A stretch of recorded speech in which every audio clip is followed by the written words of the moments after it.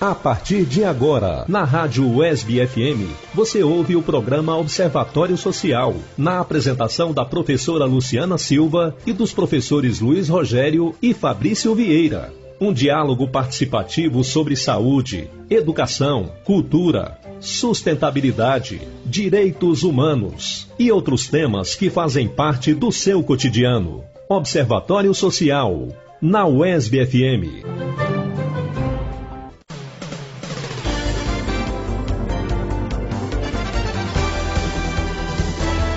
Bom dia, ouvintes da Rádio UESB FM, do programa Observatório Social. Hoje, 8 de agosto de 2020, mais um sabadão, nós estamos aqui começando a 25ª edição do programa Observatório Social. Eu sou Luciana Silva. Eu sou Fabrício Vieira. E eu sou Luiz Rogério. Bom dia, Luiz Rogério. Qual a sua pauta desse sábado? Bom dia, Luciana Silva, Fabrício Vieira, Darcio Alves, aos ouvintes do Observatório Social de Vitória da Conquista, Jequié e de toda a região sudoeste, o nosso fraternal bom dia. Luciana, nós vamos conversar hoje com o professor Rui Oliveira, ele que é coordenador da APLB Sindicato dos Professores Licenciados do Estado da Bahia. O professor Rui Oliveira vai falar conosco a respeito da decisão do governo do Estado de retornar ainda neste ano as aulas na rede estadual de ensino.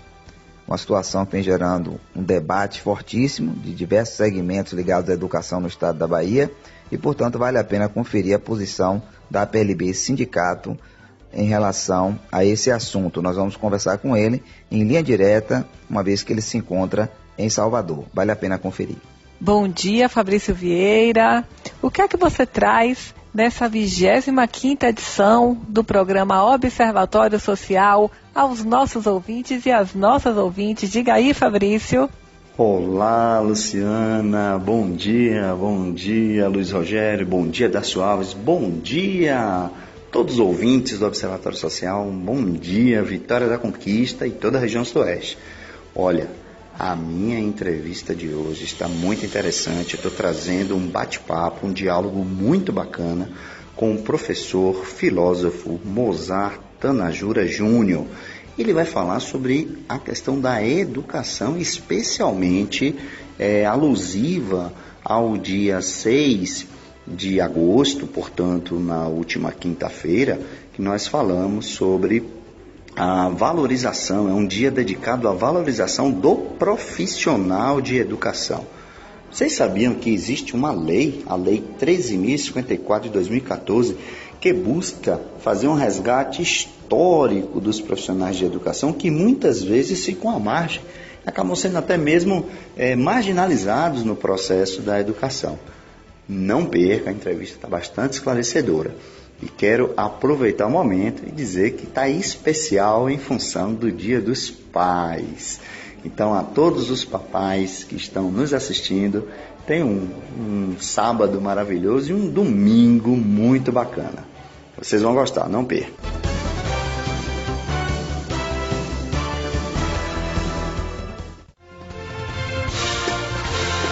Todos os sábados, das 10 às 11 horas da manhã, na Rádio UESB FM, você ouve o programa Observatório Social, na apresentação da professora Luciana Silva e dos professores Luiz Rogério e Fabrício Vieira. Um diálogo participativo sobre saúde, educação, cultura, sustentabilidade, direitos humanos e outros temas que fazem parte do seu cotidiano. Observatório Social, na UESB FM.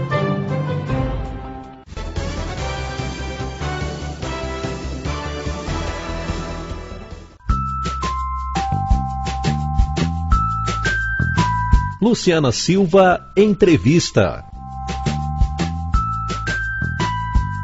Nessa 25ª edição do programa Observatório Social, nós vamos falar sobre os 14 anos da Lei Maria da Penha e nossa entrevistada é a doutora Maria Helena Ferraz, que é advogada, bacharel em Direito e licenciada em Ciências Sociais pela Fundação Educacional Nordeste Mineiro, especialista em Sociologia pela Pontifícia Universidade Católica de Belo Horizonte, mestre em Memória, Linguagem e Sociedade pela UESB, professora de Sociologia Jurídica e Direitos Humanos e Cidadania também da UESB, e um grande nome aqui em Vitória da Conquista na luta pelos direitos humanos e, sobretudo, pelos movimentos feministas também. Muitas conquistas dos movimentos feministas aqui na cidade teve a professora Maria Helena Ferraz como um dos grandes nomes de luta. Professora Maria Helena, é uma honra muito grande tê-la aqui conosco no programa Observatório Social. E, doutora Helena, eu gostaria que a senhora falasse aos nossos ouvintes e às nossas ouvintes. A Lei Maria da Penha, como nós falamos, completa 14 anos esse mês. Doutora Helena, qual a importância dessa lei para o Brasil? Bom dia, Helena, e passo a palavra para você. Bom dia aos ouvintes. É um prazer estar aqui para falar da Lei Maria da Penha. Gostaria de inicialmente estar parabenizando as companheiras por essa iniciativa de estar comemorando os 14 anos da Lei Maria da Penha. Lei Maria da Penha é uma lei assim, importantíssima para o Brasil, não só para o Brasil, como para outros países também. No Brasil, a violência contra a mulher era tratada de uma forma banal e irrelevante. A mulher vítima de violência, ela se dirigia à delegacia, e registrava um boletim de ocorrência, assinava um termo circunstanciado. Esse termo era encaminhado para a Justiça. Ele era tratado sobre a égide da Lei 9.099/95, que era uma lei que dava um tratamento aos casos considerados como menor potencial ofensivo. Então, o agressor, ele tinha a prerrogativa, a partir dessa lei, de prestar um serviço à comunidade, então pagará uma cesta básica. Então, a partir disso, o agressor ele se sentia mais fortalecido e ele voltava e continuava a praticar a violência contra a mulher. E a Lei Maria da Penha, ela vem nesse sentido de dar um novo olhar, tratar de uma forma diferenciada, e por isso que ela traz no seu bojo os dispositivos da prevenção, da assistência e da punição, e traz uma série de medidas de garantias e proteção aos direitos da mulher vítima de violência. Ela tipifica a violência e ela estende, inclusive, o número de violência. Na Lei Maria da Penha você tem a violência física, a violência psicológica, a violência sexual, a violência moral e a violência patrimonial. E a mulher, ela recebe o suporte dessa lei, porque ao se encaminhar à delegacia e registrar um boletim de ocorrência, imediatamente, em razão da sua proteção e garantia de vida, né, a delegada pode encaminhar para o juiz um pedido de medida protetiva, que ela vai se sentir mais segura, né? Essa medida protetiva, ela vai lhe garantir, por exemplo, o afastamento do agressor do lar, ela vai lhe garantir uma certa segurança para, inclusive, continuar dando encaminhamento ao processo. Um outro ponto positivo que eu vejo da Lei Maria da Penha é porque, a partir da Lei Maria da Penha, a partir dessa garantia e proteção dos direitos dessa mulher vítima de violência, ela se sente mais segura para poder ir a uma delegacia e fazer a denúncia da violência, né? Tanto que depois dessa lei, deu-se uma grande visibilidade aos casos de violência contra a mulher no Brasil.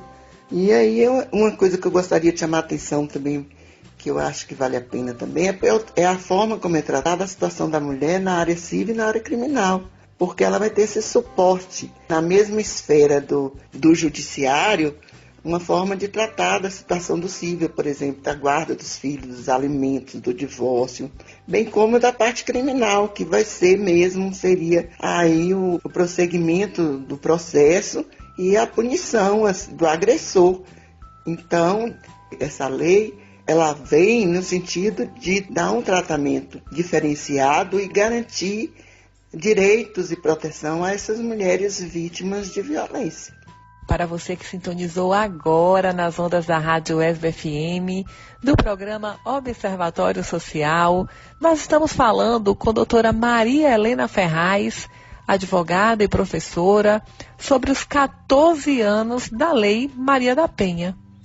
Professora Maria Helena, a senhora foi uma das precursoras do movimento em prol do direito das mulheres aqui na cidade.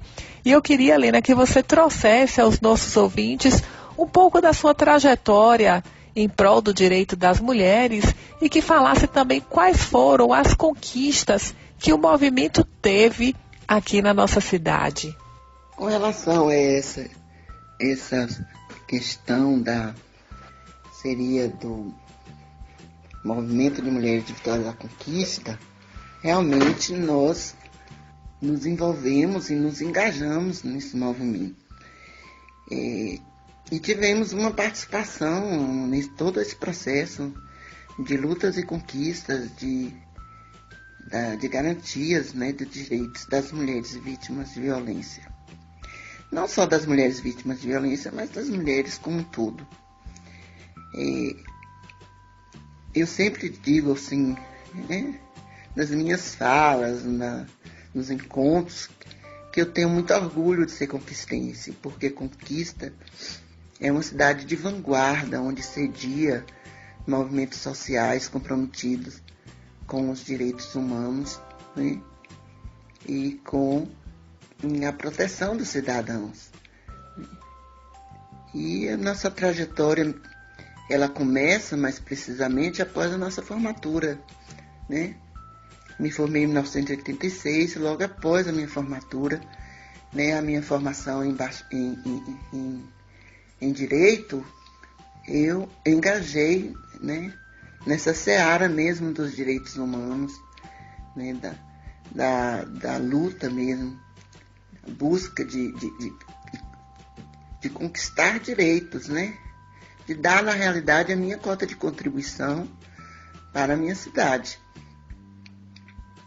E aí ela nasce na década de 80. Por que na década de 80? Porque é onde nós vamos, é um momento que nós estamos vivendo mudanças significativas no Brasil, né? Processo de redemocratização, né? A elaboração de uma nova Constituição. E aí surge a Constituição de 1988, que é uma Constituição cidadã, né, que traz no ápice, né, o princípio da dignidade da pessoa humana, né, e a garantia seria de um Estado democrático de direito. E em razão disso a gente vai, por exemplo, isso seria também na esteira de outros movimentos de mulheres existentes no Brasil, né, engajar nessa luta pela busca de direitos para as mulheres. Inicialmente, a gente parte para a criação de um Conselho Municipal da Mulher, né, porque a Constituição já nos garantia essa prerrogativa, né, e conseguimos criar o Conselho na década de 90, mais precisamente em 1997. Após a criação do Conselho, então, aí partimos para a instalação da delegacia especializada de atendimento à mulher, até porque Conquista, pelo fato de ser atravessada, na época ela era atravessada pela Rio Bahia, e ela recebia um volume de pessoas que se deslocavam de outros estados, ela terminava, por exemplo, sofrendo essa influência geográfica, né? E também pelo caldo cultural mesmo que a gente tem aqui, né, por ser uma cidade do Nordeste e ainda ter assim, a presença muito forte desse caldo cultural machista, né, e a presença da violência contra a mulher em Conquista era uma presença muito forte, como continua sendo até hoje. Então nós partimos para a luta, né, no sentido da instalação da delegacia. E não foi assim uma luta assim, insignificante, não. Foi uma luta assim que teve que medir esforços, né? Então foram manifestações em praça pública, participação em sessões especiais na Câmara, né? Visitas ao secretário estadual de Segurança Pública, até que na realidade nós conseguimos aí trazer para a Conquista a instalação da DEAN, que se deu mais precisamente na década já de 20, né, 2000 década de 2000, que foi 2002, né, e depois ela fecha com o serial oficializado em 2004.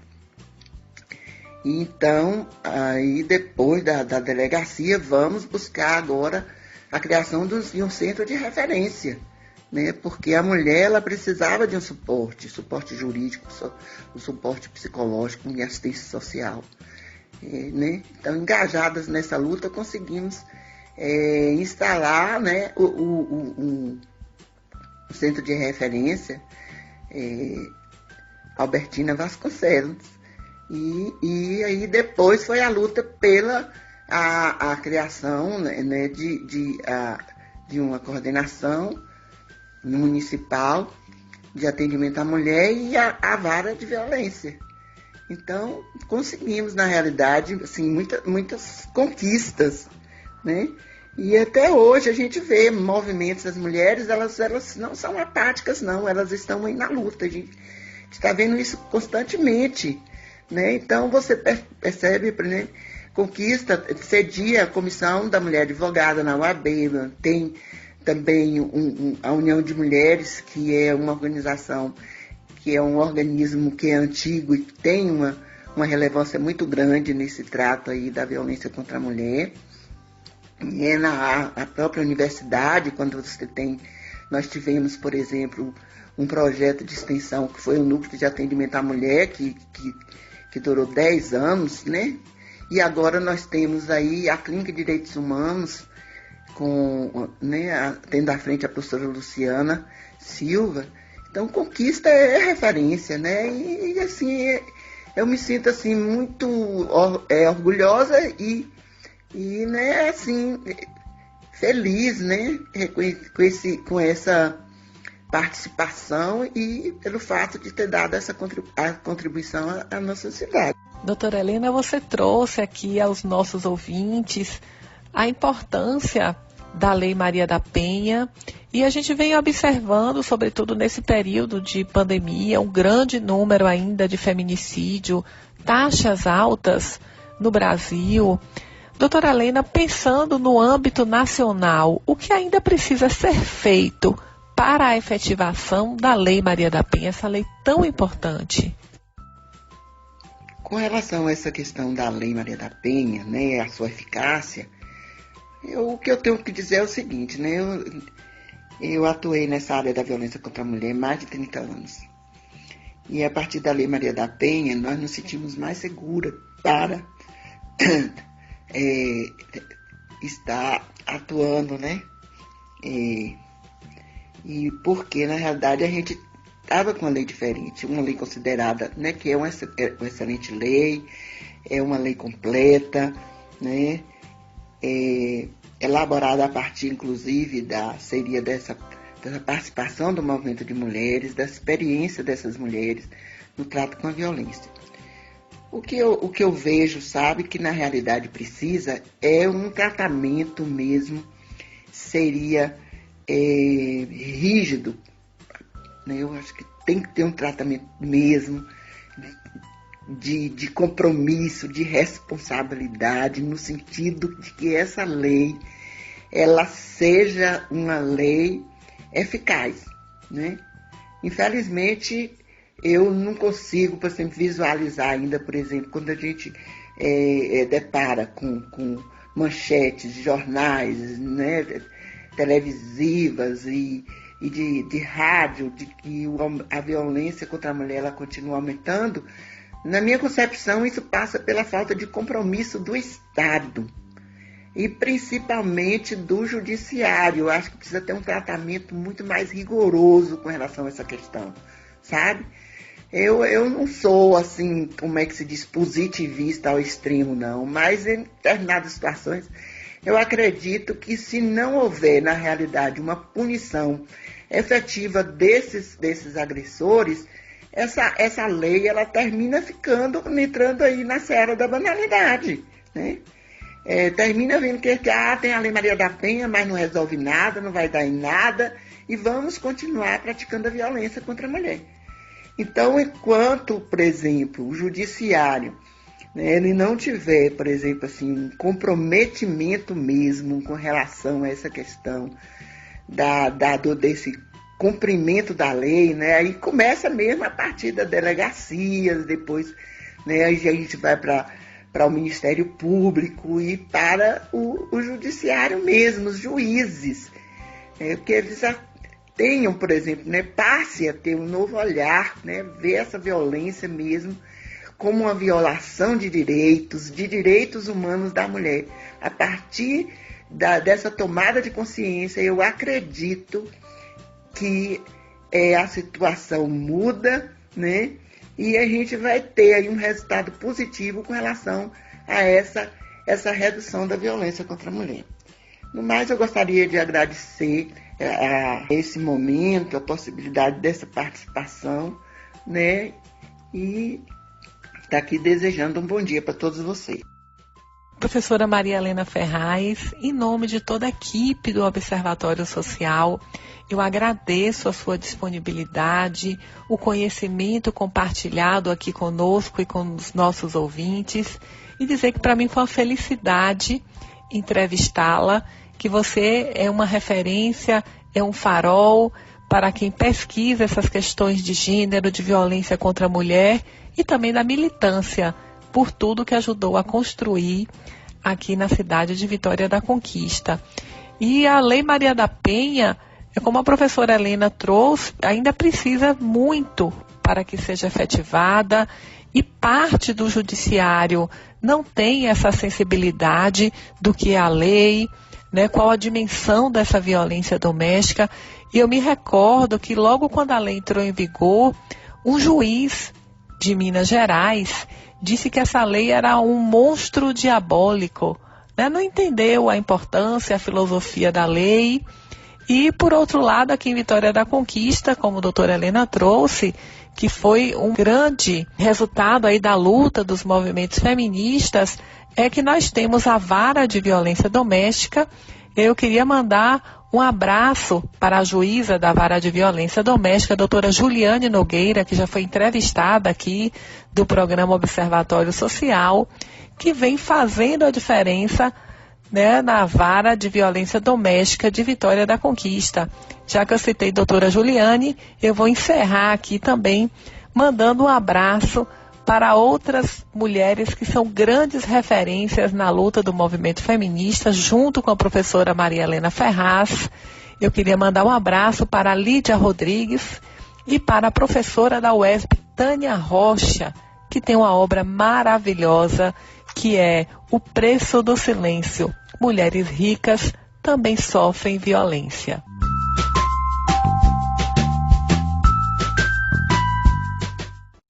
Estamos apresentando o programa Observatório Social, com a professora Luciana Silva e com os professores Luiz Rogério e Fabrício Vieira. Observatório Social, volta já! Estamos apresentando o programa Observatório Social, com a professora Luciana Silva e com os professores Luiz Rogério e Fabrício Vieira.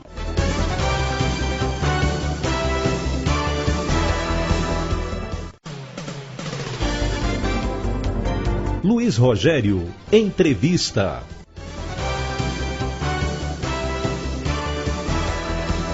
Bem, no programa Observatório Social, nós vamos conversar agora com o coordenador-geral da PLB Sindicato, na Bahia, professor Rui Oliveira. Professor Rui, há toda uma discussão hoje de retorno às aulas na rede estadual de educação, colocada pelo governo do estado. Como é que o senhor tem visto essa situação? De início, o governador chegou a falar que as pessoas querem ir para bar, restaurante, shopping, mas não querem ir para a escola, né? E depois, isso foi no dia 3. No dia 6 deste mês, o secretário estadual de Educação já teve uma fala mais ponderada numa entrevista dada a uma rádio de Salvador, falando que não há data definida, mas que está sendo feita testagens e estruturação das escolas. Como é que a PLB Sindicato, professor Rui Oliveira, tem visto essa situação? Bom dia. Bom dia a todos e todas que estão nos ouvindo. Bom dia ao pessoal do Observatório Social. Nós estamos vivendo uma crise mundial. Eu falava para algumas emissoras de televisões dizendo o seguinte: olha, na Bahia, na China, quando começou a pandemia, a Covid-19, começou em dezembro, a China tem uma população de 1 bilhão e 250 milhões de habitantes.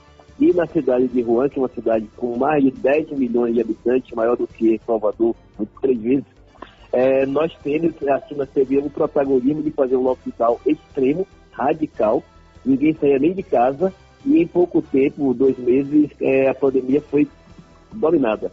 E o número de óbitos, 4 mil, em média, cerca de 4 mil. Então, uma população de 1 bilhão e 250 milhões, e o número de óbitos, 4 mil, quando você pega para a Bahia está chegando em 4 mil óbitos, uma população infinitamente menor do que a da China.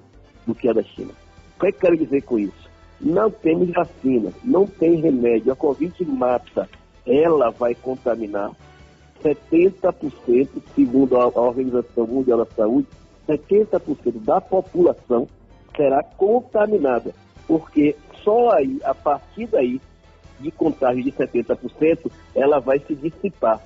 Segundo a Organização Mundial de Saúde, nós vamos conviver com o Covid-19 no Brasil durante 2 anos, no mínimo.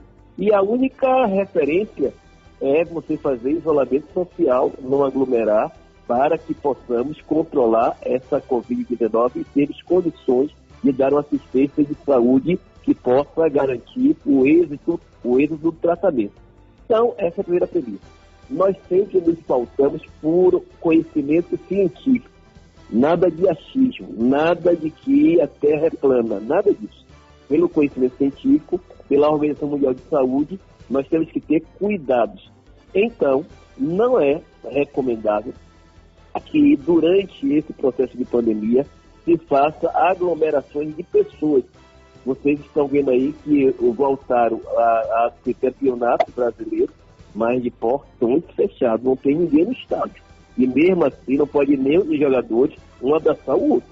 Um abraçar que tem exame na ida, na entrada e depois que termina a partida.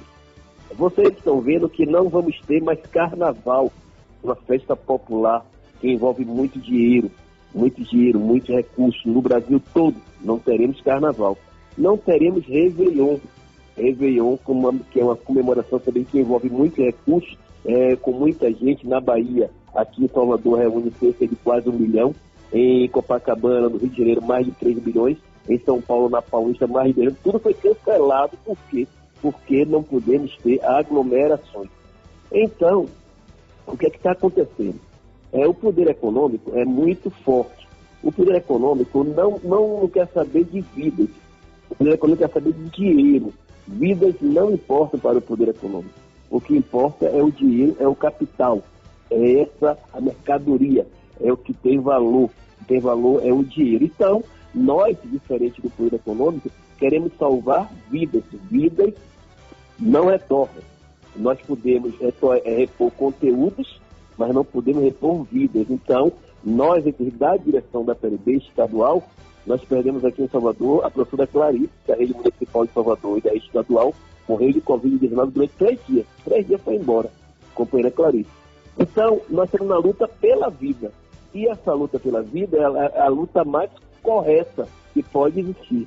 Então, é inadmissível que no Brasil todo, alguns prefeitos, governadores tentem dar o braço ao capital, querendo flexibilizar principalmente um setor que, em hipótese nenhuma, pode voltar de forma presencial.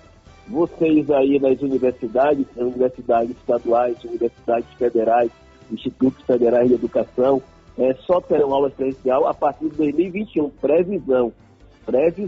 2021. Nesse sentido aí, professor Rui, nós estamos num ano atípico com essa pandemia, né, com um vírus muito perigoso, de fácil disseminação na população. E existe, como o senhor bem colocou, um interesse econômico por trás da educação. Tem toda uma rede de comércio, de indústria que gira em torno da educação. Professor, por que essa preocupação de se garantir o ano letivo num período tão atípico que é essa convivência com essa pandemia? Olha, eu fico muito preocupado porque existem 2 redes, a rede particular e a rede pública. Na educação básica, 88% das matrículas são da rede pública, quer sejam municipais ou estaduais, na educação básica. Então, o setor privado da educação básica, ele gira em torno de 11% nacionalmente. Aí existe uma pressão, porque nós sabemos que todos esses atores do setor privado são de rentistas internacionais. O grupo Croton e o grupo Pearson, que já dominam o mercado de nível superior e agora quer aproveitar a educação básica e englobar e ganhar mais dinheiro em detrimento da vida. Então, o que é que está acontecendo? Primeiro, como você falou, o poder econômico é fortíssimo, pressiona e pressiona muito. Por que pressiona muito? Olha, aqui em Salvador, as empresas de ônibus urbanos, elas faliram, entregaram ao prefeito. Por quê? Porque metade da população que frequenta, que pega ônibus, basicamente são de estudantes da rede pública particular que pegam transporte. Se abrir, aí pensei em uma gama de professores, funcionários de escola, dessa turma toda. O que é que está previsto? Nós não podemos nos dar o luxo. O governador Dória, em São Paulo, anunciou desde o mês de julho que queria reabrir escolas a partir de 8 de setembro. Uma pesquisa da Fiocruz, a Fiocruz é uma entidade de renome internacional. Então a Fiocruz diz o seguinte, olha, em São Paulo, até agora, morreram 300 crianças. Se o governador abrir escolas estaduais a partir do dia 8, daqui a 15 dias, dia 23 de setembro, vão morrer em São Paulo 17 mil pessoas por conta disso. Porque essas crianças são assintomáticas. Esses jovens não têm sintomas. Eles irão serão transportados por ônibus, e transporte escolar, capital, interior, irão contaminar o povo, irão contaminar seus pais, seus parentes, e vai morrer muita gente. E tem outra pesquisa da Fiocruz dizendo assim, no Brasil existem 9 milhões e meio de pessoas acima de 60 anos. Essa turma tem uma turma de risco. Então, se abrir escola, vai para 200 mil o número de mortes, porque é um genocídio. Então, nós estamos numa luta para não deixar isso. Fizemos uma frente muito ampla com as centrais sindicais, a PLB, a Pública de Professores Universitários, as ADs das universidades estaduais, o Sinteste, a SUSBA, CIP da rede particular, Câmara de Vereadores, Comissão de Comissão de Educação da Assembleia Legislativa. Estamos numa frente muito grande, porque é uma disputa entre o capital e o trabalho. O capital não quer saber, o capital quer saber de lucro, e nós queremos salvar vidas. Então, é inadmissível, nós já dissemos, e vamos processar, inclusive com ação civil e criminal, qualquer gestor público no Brasil, eu sou também secretário sindical da CNT em Brasília, qualquer gestor público no Brasil que ouse abrir escolas públicas e particulares também, e se que acontecer alguma coisa, serão responsabilizados. Aí, para evitar isso, alguns espertos estão fazendo o seguinte, o Conselho Municipal de Educação da cidade de São Paulo fez uma resolução que quem decide se o aluno vai para a escola ou não é a família, é o pai. Ou seja, se o menino, pai decide que o aluno vai para a escola e ele voltar contaminado e morre, a responsabilidade da família, que é um absurdo isso daí. Está acontecendo em São Paulo, está acontecendo no Paraná, está acontecendo no Rio Grande do Sul, tirando a responsabilidade do Estado por qualquer morte, para dizer que foi a família que autorizou. Então, nós estamos apelando, seguindo a sociedade civil que se manifesta, uma grande rede de televisão, a Rede Globo, agora na segunda-feira, fez uma pesquisa em que a maioria esmagadora dos pais não sentem confiança em mandar seus filhos para as escolas, quer sejam públicas ou particulares. Não tem segurança. Não existe um protocolo de biossegurança capaz de garantir que nós não sejamos contaminados. A única forma seria a vacina. Tudo bem. Se não tiver vacina, tiver todo mundo ser testado. Ou seja, os 800 mil alunos da rede estadual, os quase 2 milhões e poucos da rede municipais e particulares, os trabalhadores da educação.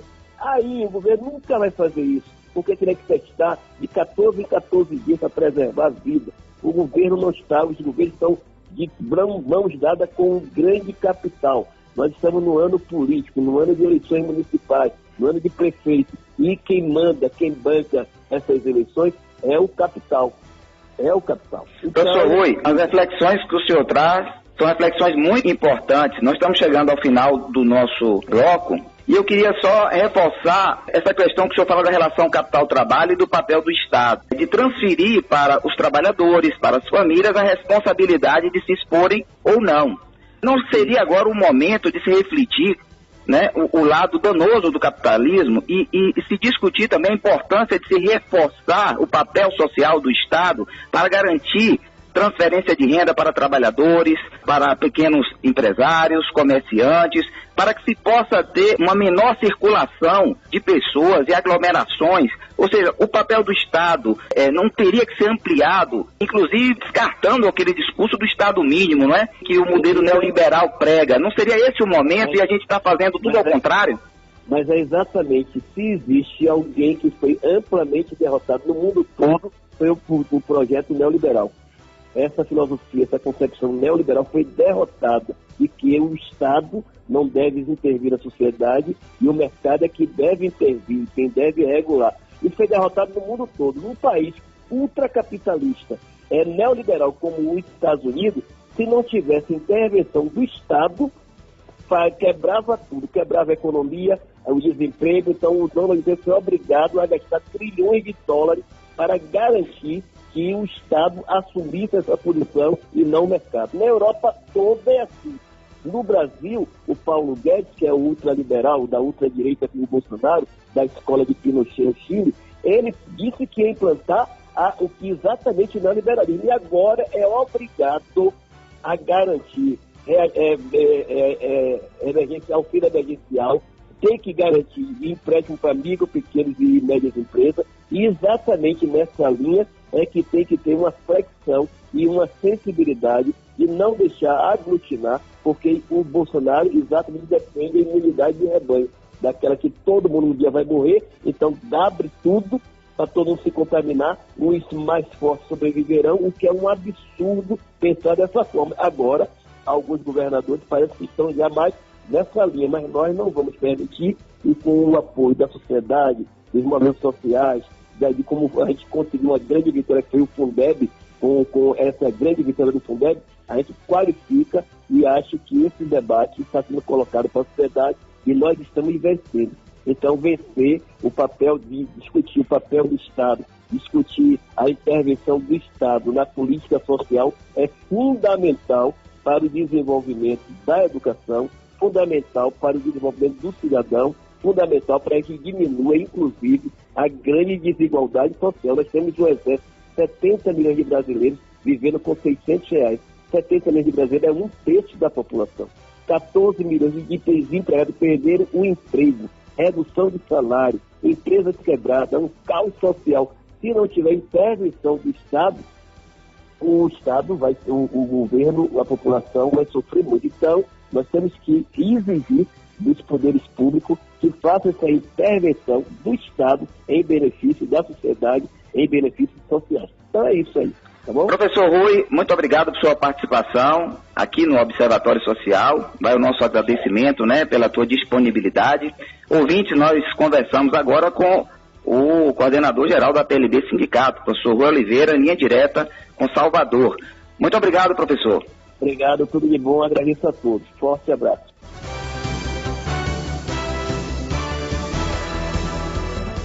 Você está ouvindo o programa Observatório Social.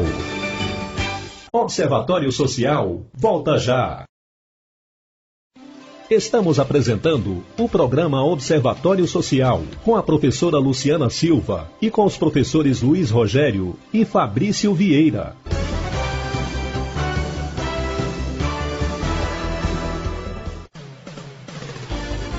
Fabrício Vieira, entrevista. Caros ouvintes, vocês sabiam que existe uma lei, a 13.054/2014, que ela é específica para a valorização do profissional da educação? Pois é, no Brasil existe. E nós vamos tratar disso numa entrevista maravilhosa com o professor filósofo Mozart Tanajura Júnior. A entrevista está muito interessante, vocês vão curtir a partir de agora.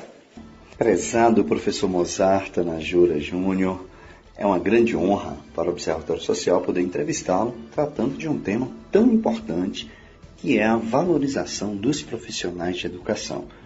Seja muito bem-vindo ao nosso diálogo participativo das manhãs de sábado.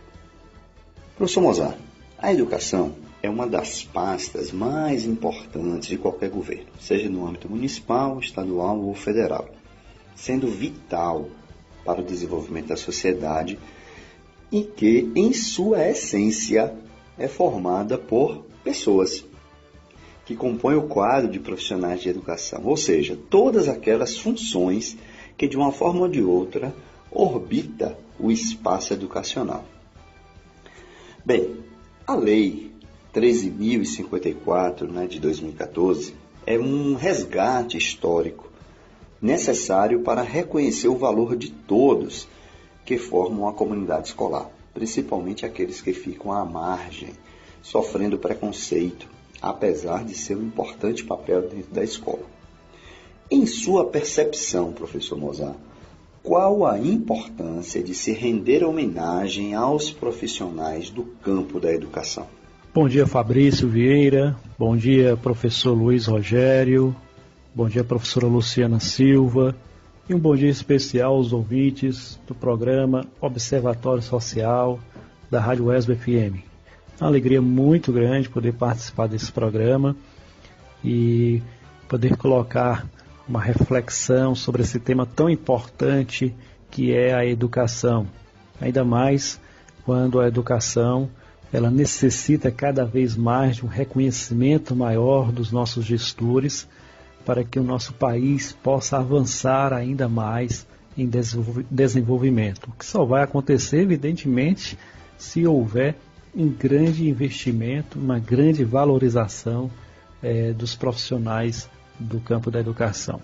Então, respondendo a sua pergunta, Fabrício, eu penso que é importante, sim, se render homenagem aos profissionais do campo da educação, porque a partir do momento em que nós reconhecemos o valor desses profissionais, nós podemos, de fato, fazer com que a educação ela seja uma prioridade em toda a ação governamental, porque, como eu disse no início, nenhum país se desenvolve se não houver um investimento grande em educação e, sobretudo, uma valorização desses profissionais da educação.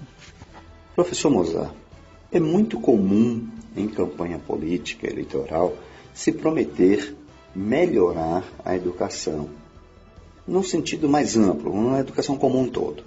Em sua análise, é possível se propor esta melhoria sem que haja o verdadeiro reconhecimento do valor e da importância dos profissionais de educação? É importante, sim, que para a melhoria da educação haja uma verdadeira valorização e reconhecimento da importância dos profissionais da educação, seja do ponto de vista salarial, seja do ponto de vista das melhorias das condições de trabalho, do acompanhamento que os gestores devem ter para com os profissionais da educação, oferecendo escolas adequadas, uma estrutura muito mais digna para o educador e o educando. Enfim, só se pode melhorar a educação se houver uma valorização, um respeito aos profissionais da educação de uma maneira geral. Para você ouvinte que ligou agora o rádio e está acompanhando o Observatório Social, eu entrevisto o professor Mozart Tanajura Júnior. Professor, nestes tempos de isolamento social, por conta da pandemia, as escolas estão fechadas e os professores, muitos deles, atuando em atividades remotas, no chamado home office. Nesta situação, os profissionais que não atuam diretamente na docência tornam-se praticamente invisíveis à sociedade. Em sua análise, de que forma estes profissionais podem ser melhor reconhecidos, mesmo em momentos de exceção como que estamos vivendo na atualidade? Estamos vivenciando um momento que nos surpreende negativamente por conta da pandemia da Covid-19. Temos aí um tempo de incertezas, um tempo de insegurança, um tempo em que o distanciamento social nos impede muitas vezes de estabelecer relações afetivas para com o outro. E por isso que muitos profissionais, sobretudo os profissionais da educação, acostumados a lidar presencialmente com a sua profissão, acabam sendo afetados de maneira muito significativa nesse momento triste em que nós estamos inseridos da pandemia da Covid-19. O chamado trabalho home office, as atividades remotas impostas pela pandemia, têm gerado prejuízos à educação, porque muitas instituições escolares, instituições de ensino superior, não estavam preparadas para lidar com esse período, com essa problemática imposta pela pandemia.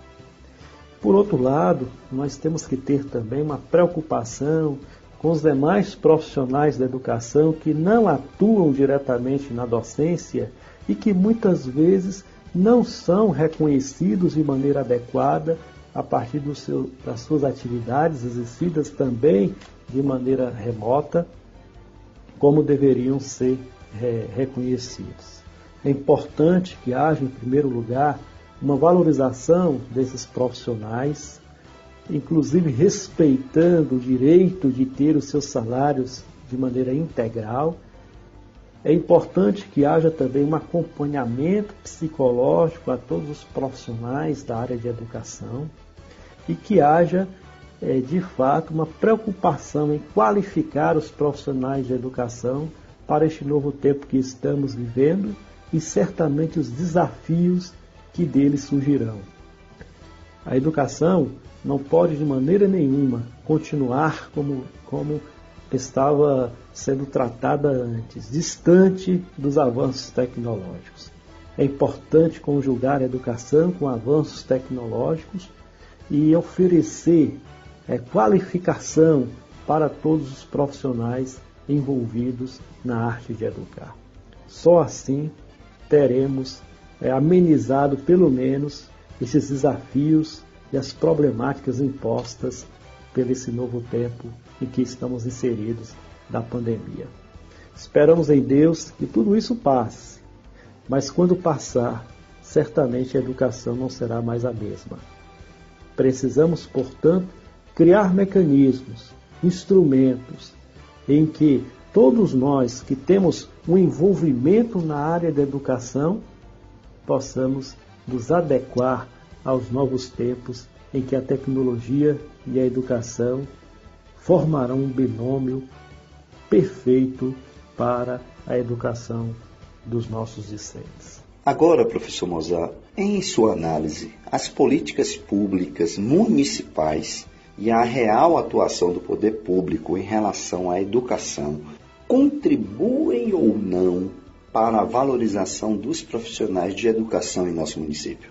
É importante que haja valorização dos profissionais de educação em nosso município por parte da gestão pública municipal, que essa valorização passa necessariamente pelo respeito aos direitos e garantias de todos os trabalhadores e trabalhadoras da educação, que as nossas escolas possam ser também reestruturadas, reinventadas e recriadas para os desafios impostos pela pandemia da Covid-19 e que possamos, portanto, ter essa valorização dos profissionais da educação com políticas públicas municipais muito mais concretas frente a essa realidade em que estamos inseridos. Muito bom, professor Mozart, mas infelizmente o nosso tempo é muito curto e por isso eu reservo os instantes seguintes para as suas considerações finais. E, se possível, deixe uma mensagem otimista a todos os profissionais que acompanham a educação em nosso município.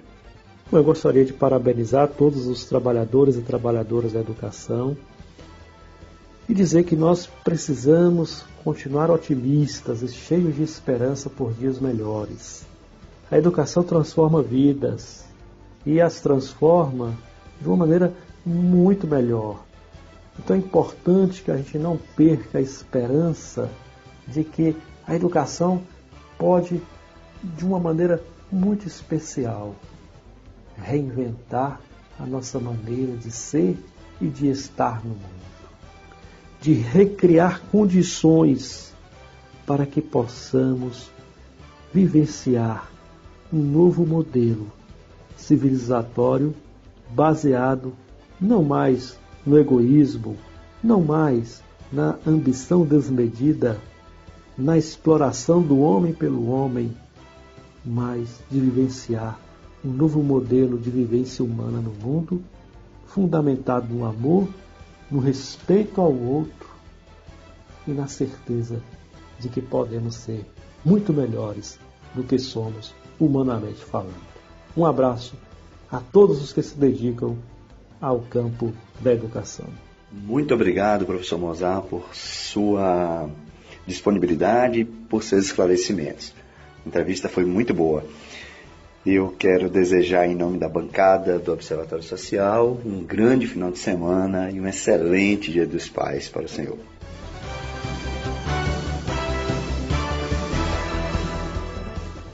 Estamos apresentando o programa Observatório Social, com a professora Luciana Silva e com os professores Luiz Rogério e Fabrício Vieira.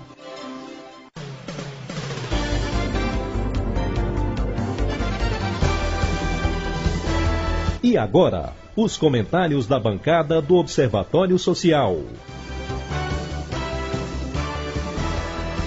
Nesse finalzinho do programa Observatório Social e em homenagem aos 14 anos da Lei Maria da Penha, eu queria dizer para você, mulher, que está em situação de violência doméstica e intrafamiliar, procure apoio, não passe por isso sozinha e procure ajuda para superar.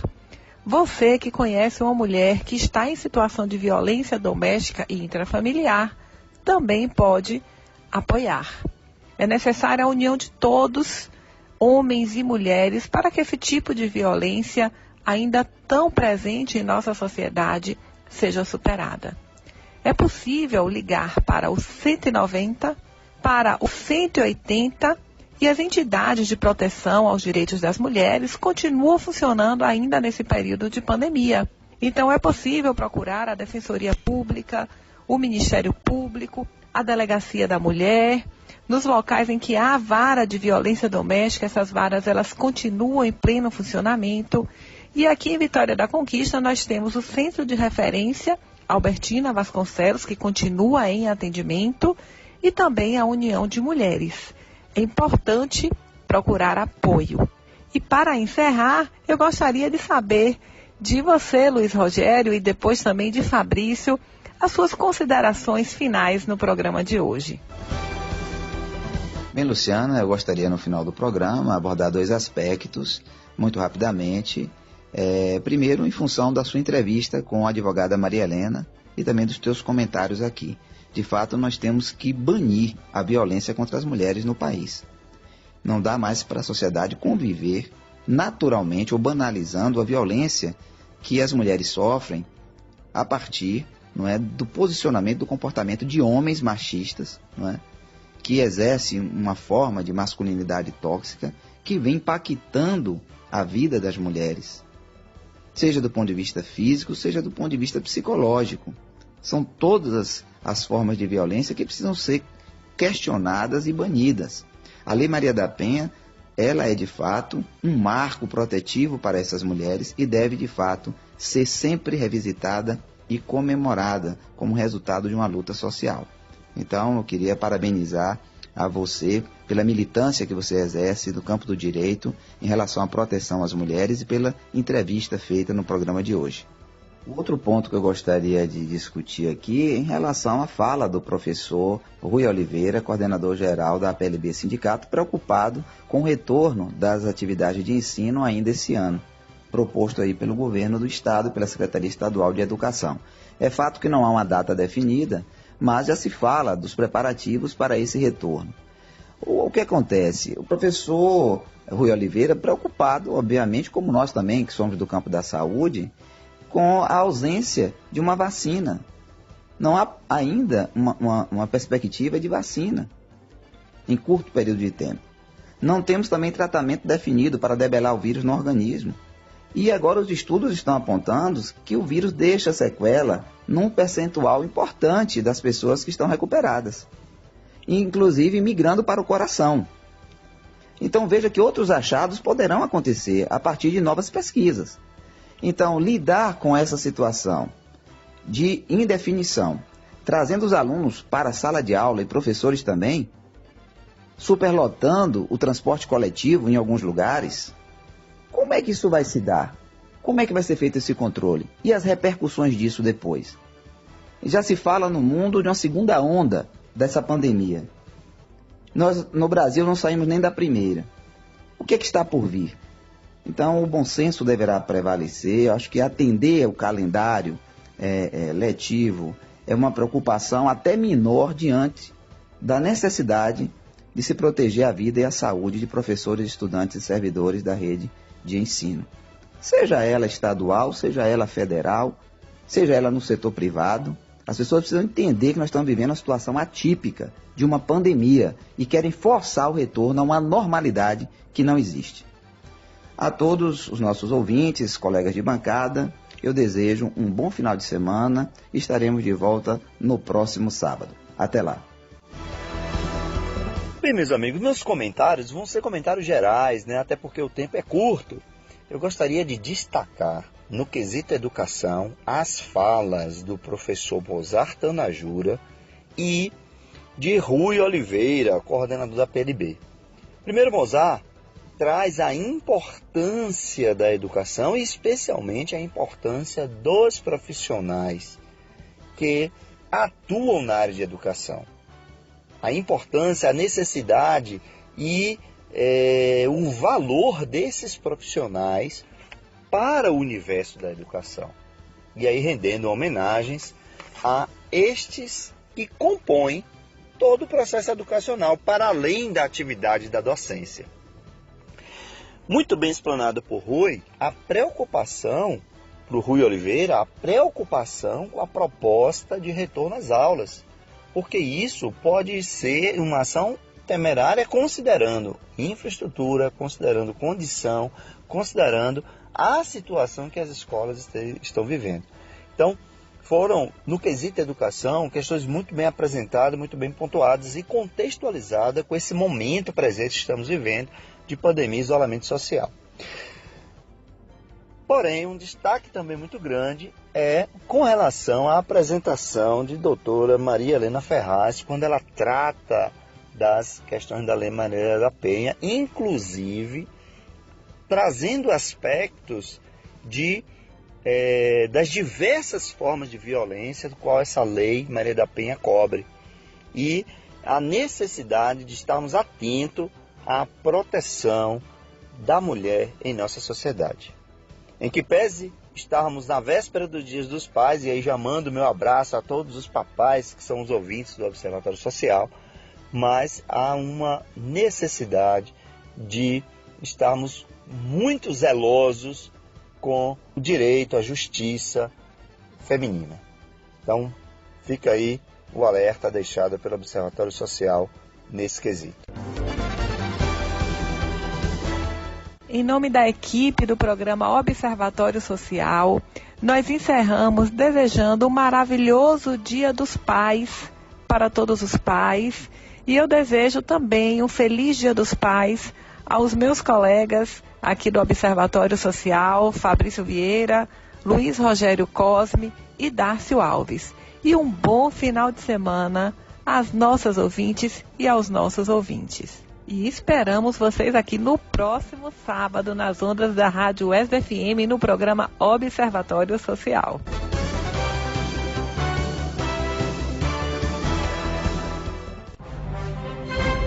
Acabamos de apresentar o programa Observatório Social, que voltará no próximo sábado, às 10 horas da manhã, aqui na UESB FM.